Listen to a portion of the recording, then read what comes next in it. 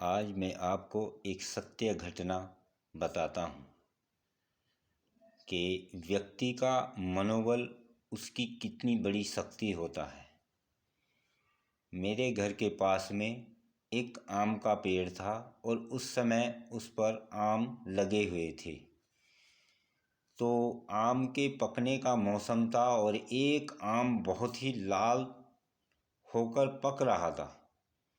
अब मैं उसे तोड़ने की इच्छा से, उसे खाने की इच्छा से पेड़ के पास गया और वहाँ पड़ी लकड़ी उठाई और मिट्टी का डला उठाया, उस पर मारा, लेकिन वह नहीं टूटा। लकड़ी भी मारी फिर भी वह नहीं टूटा और मैं वापस आ गया। अगले दिन फिर मैंने उसको देखा और खाने की इच्छा हुई, फिर ऐसा ही किया और फिर वह नहीं टूटा और मुझे वापस आना पड़ा। तीसरे दिन फिर ऐसा ही हुआ।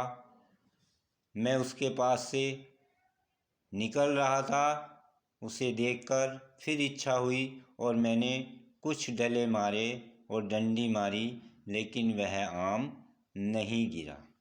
अब चौथा दिन था। मैं घर पर बैठा हुआ था और मेरे मन में वही विचार आया कि वह आम लगा है और मुझे खाना है।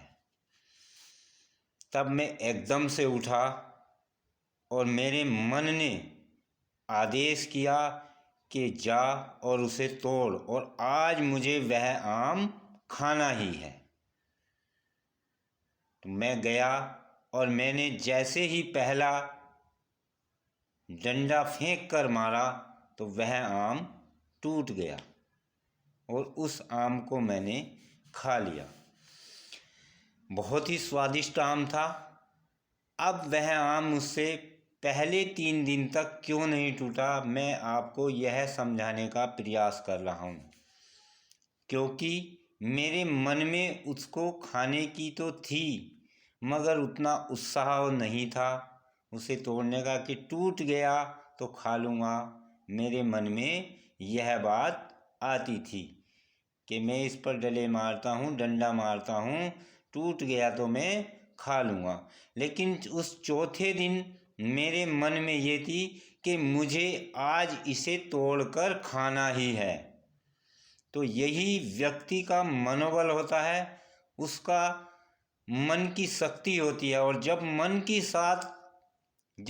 की शक्ति उसके शरीर के साथ मिल जाती है, तब उसका मनोबल प्रबल हो जाता है और वह किसी भी मुश्किल से मुश्किल काम को कर देता है। तो मेरा आपको समझाने का प्रयास यही था कि जब व्यक्ति का मन व्यक्ति के साथ होता है, व्यक्ति का मनोबल प्रबल होता है, तब वह किसी भी परिस्थिति से लड़ने के लिए सक्षम होता है।